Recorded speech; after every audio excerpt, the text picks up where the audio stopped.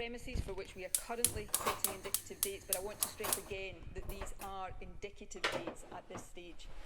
We are unfortunately not yet setting a date for the reopening of non-essential call centres and offices. We will review this again at the next review point.